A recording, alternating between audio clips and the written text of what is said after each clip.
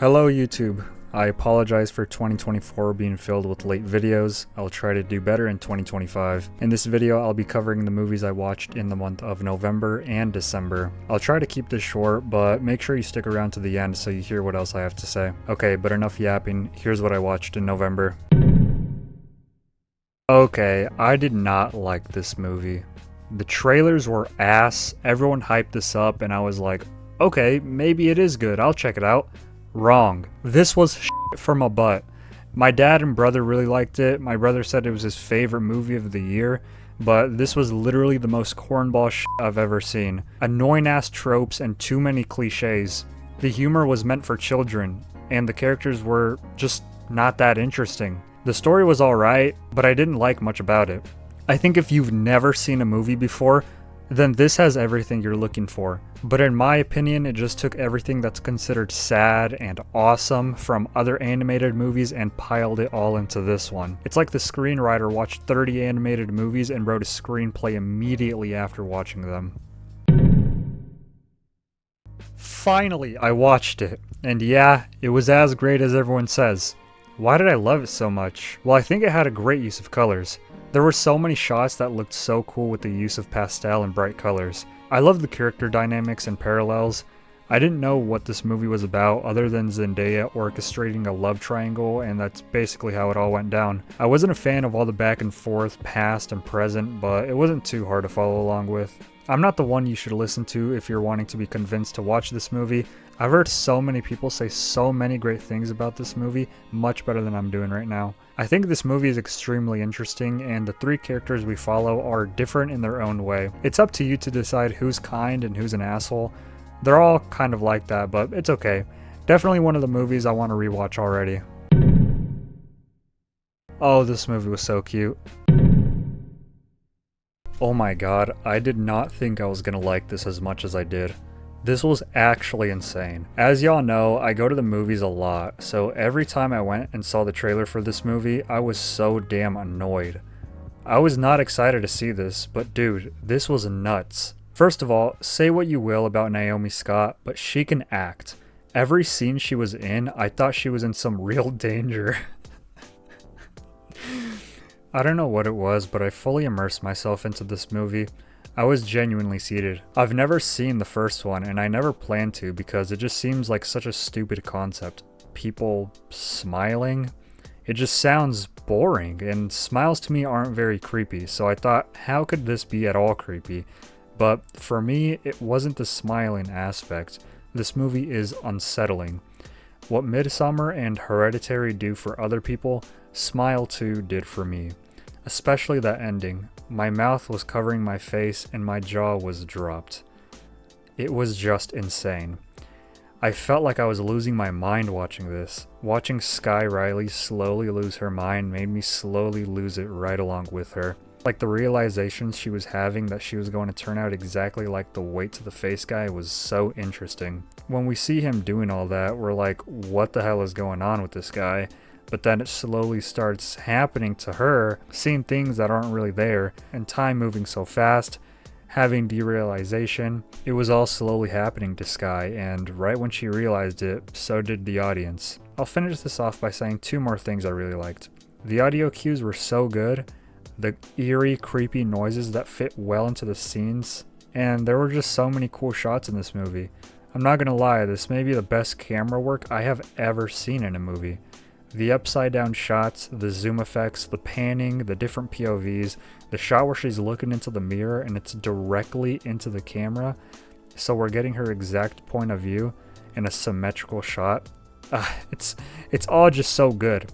I love the camera work in this movie a lot. Like I said, I was not at all looking forward to watching this movie. I only went to go see it because there was nothing else interesting to watch in the theaters. But I'm so glad that I did watch it. Smile 2 is actually really good. This movie is funny as shit. I love casually watching comedy/action movies like this and not having to worry about studying it too hard to give it a lengthy review. This was just a fun movie, and I haven't seen it in years. I think I would have liked it better if I watched the first one, but I still liked it. Just not as much as others did. The fight scenes were fun though, and the story was dry, so I think my rating on it is pretty fair. I watched this whole movie and stopped when there was about 40 minutes left and finished it on December 4th, but I'll just say that I watched it in November. I bought the DVD earlier in 2024, but I finally decided to watch it whenever I went on a road trip. I had been wanting to watch this movie for such a long time, but I wanted to find a good opportunity to watch it. I wasn't very hooked when I watched it, but I wasn't uninterested. I wanted to see where the movie was going. The ending really blew me away, no pun intended. I thought it was super cool. Luckily, I wasn't really spoiled on this movie, but the plot twist was pretty surprising to me. Kind of suspected it only because there were a lot of weird things that were happening that led me to have the idea of a plot twist, which I won't say because I don't want to get into spoilers, but yeah. I thought it was pretty good, and it definitely gives this movie more rewatchability, so I'm glad I have the DVD. I don't think I like this movie as much as other people do, but that doesn't mean I disliked it. I will say, I really did like the dialogue and how it was just a bunch of back and forth conversation that felt realistic. It wasn't until halfway through the movie when I remembered it was David Fincher who directed it, so it all started to make sense. Alright, that was everything I watched in November. Here's how I ranked them.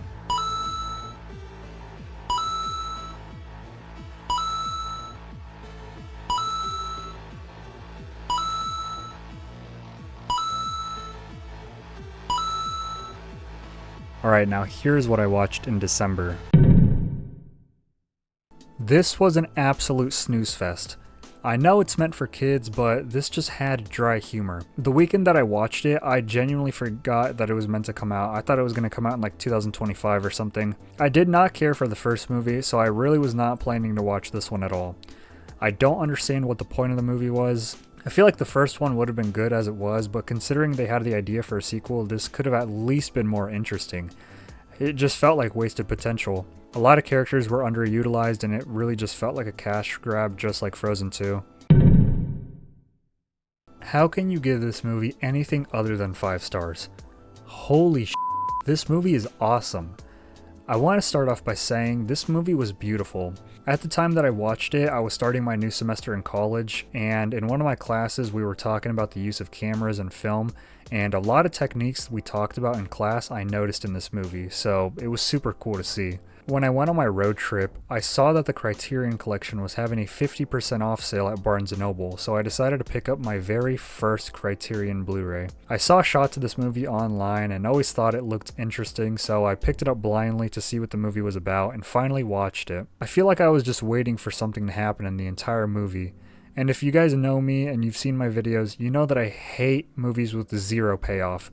After so much tension and build-up, it just sucks when a movie doesn't give you a reward at the end. Luckily, this movie didn't really have that tension, but I still felt on edge. Despite the movie having no tension, I surprisingly felt okay with that. It just felt like I was tagging along with these guys as they were going about their day. It was super fun and entertaining, and every moment I felt like I was waiting for something to happen, but if nothing did, I would be okay with that as well. I'm glad I have a physical copy of this movie now because it's pretty short and something I would love to own. I'm glad I finally got to watch it. I think there's a lot to learn from this movie when studying it. So we watched this in my screenwriting class, and it was actually insane. I was not expecting any of the things that happened, but I thought it was alright. This is one of the very few short films that I sort of enjoyed. When I was watching it, it had a few good twists, and it just felt extremely real. Unfortunately, all my life I've seen people like this in my neighborhood. I saw people like the protagonist, and just the way that they act in this movie was very accurate. There's a lot of foreshadowing, and the character development in this movie is very interesting. I like the references to earlier scenes and how the conversations had to correlate with how the story plays out. I thought it was interesting. I saw that there was a lot of criticism on this short film because of who it was directed by, but I was looking at it through the eyes of a filmmaker.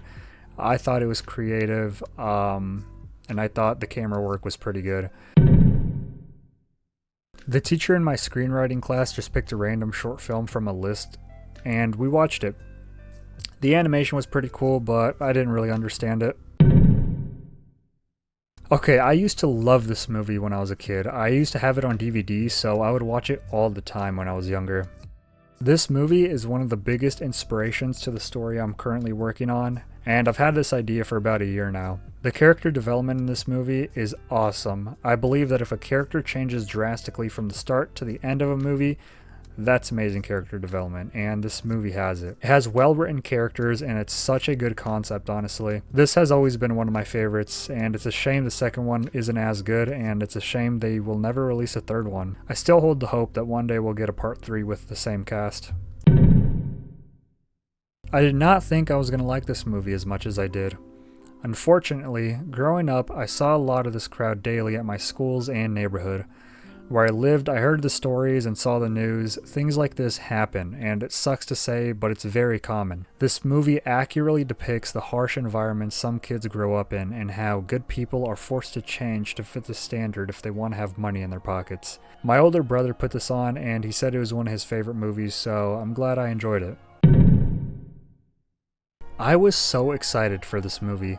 I have been wanting to watch it for so long, and the fact that I didn't watch this opening weekend was insane. I was just waiting for a perfect opportunity to watch this movie, and December 11th was that night. I was pretty excited for it when it was in talks, but when I saw the trailer for it at the 2024 Super Bowl, I just knew that I had to see it. This was the reason that I watched The Wizard of Oz, and I'm really excited for part 2. I think it's so cool that they plan to release it on the same exact day 1 year after part 1. The lore actually goes so deep in Oz, and I had no idea. The movie itself was so good. The story and the characters were very interesting to me. Especially knowing what's to come.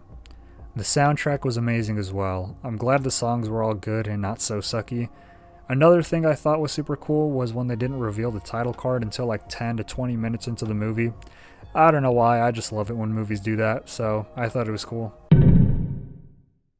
Interstellar is one of the greatest works of cinema in our modern generation. Seeing this movie in IMAX is something I will remember forever. When I first watched this movie, it instantly became one of my favorites, and now it is in my top 3 of all time. This movie means a lot to me. It's just so beautiful, and the way the story just tells itself is so creative. The sounds, the visuals, the acting, and of course the music. This is one of the only movies that can actually leave me sobbing, no matter how many times I watch it. I can't say anything that hasn't already been said before. Interstellar is just that movie. I don't care if this is a big blockbuster hit that everyone loves. I don't want to be different. This movie is big for an absolute reason. Each time I've watched it so far, I still discover new things about it and understand things that I didn't before. This movie is without a doubt very confusing, but that's nearly every Nolan film. This movie overwhelms me with all kinds of emotions.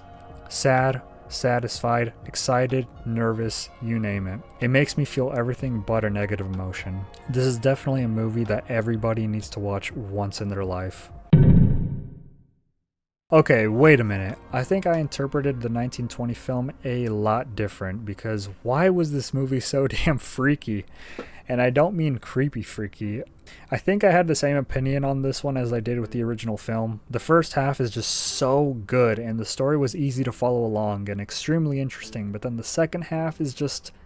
it's just not as good. I love the camera work in this movie, and I'm not sure if that's because I've recently been studying cameras in school for the past month, or if because this was genuinely impressive, but I loved it. Along with the whole vibe and color tone the movie had, I was a huge fan of the grayish blue tone and the gothic aesthetic of this whole movie. When I was writing this review, I was just finding out that Count Orlok was played by Bill Skarsgård. That's insane. I was wondering why that was so creepy. Just get this freak to play every horror antagonist with heavy makeup. Okay, but in all seriousness, every single bit of acting in this movie was Oscar worthy. Going back to Count Orlok though, I found him to be less terrifying than the 1920 Count Orlok. He just didn't look or act as terrifying in my opinion. Another thing I'll say is I've been waiting to check out Robert Eggers' 3 A24 films for quite a while, and I still haven't, but after watching this one, I definitely will. I'm glad I watched the 1920s one in preparation for this one, but I didn't really like it as much as I was hoping. I was really looking forward to this movie when it was first announced like last year. I don't remember these movies being so corny. There's no way the other movies had this many corny lines. This movie theater was filled with children too, but like, I felt like a kid too. I miss when movies just felt alive like this. I'm a huge Sonic fan, and I was so excited for each announcement of all 3 movies. I play as this little guy in Super Smash Bros. And have a ton of merchandise, so each post-credits scene has left me excited for the next movie. I liked this one, but it was just very corny. Honestly, I think it was just Jim Carrey. I don't know why, but him and Jack Black just haven't been as comedic as they were back in the day. I just find them to be annoying now, I'm not gonna lie. I like Shadow though. He's always been one of my favorite characters in the Sonic universe, and it was just really cool that he was voiced by Keanu. They both have so much aura. Why did I write that? Alright. Why does this happen every time I finish a Ghibli film? I don't get any of it, and it never impacts me while I'm watching it. I get so confused and almost uninterested the whole time due to the lack of understanding, but then suddenly, when it ends, I get sucked back into reality and want to go back to see more. There has been so many times where I've tried to watch this movie but failed. I went to go see it in theaters with my father and brother, but there were no seats left at the theater, so we just had to go back home. Then we went again another day, but we got the times wrong. But then I went out to the movies by myself specifically to go watch this, but instead I decided to watch Poor Things. And by the time Poor Things ended, I was way too tired to see the next showing for this movie. But then I ordered this movie in 4K, but I returned it a week later for some reason. Then it got added to HBO Max, but my subscription wasn't renewed when I went to go watch it. So I tried watching it for the 1-year anniversary, but I forgot. So I tried a couple days later, but I fell asleep 10 minutes in. But on December 30th, I told myself I was going to finish it no matter what. After so many Ghibli films I watched in 2024, I had to watch this one as the final Ghibli film of the year. After so long, I finally got to watch The Boy and the Heron, and it was amazing. Miyazaki truly knows how to create such an immersive experience for an audience to dive into. I was not disappointed at this movie. It wasn't what I expected, but I wasn't let down. I wish I got to experience it in theaters, but I am grateful I got to experience it at all. It does make me upset that I don't feel impacted or understand the message behind these movies like others do, but I love them regardless. The world building and the characters all make up a fantastic experience that takes you away from life and into the incredible, wonderful mind of Miyazaki. The art, the music, the incredible voice acting, there's just so much that goes into these movies and so much that makes it enjoyable for people to watch over and over again. I'm so glad that this movie got the recognition it deserved because for so long, people bashed on foreign animated films. I hope one day average humans can open their eyes to the beauty of cinema in all different shapes and forms. That was everything I watched in December. Here's how I ranked them.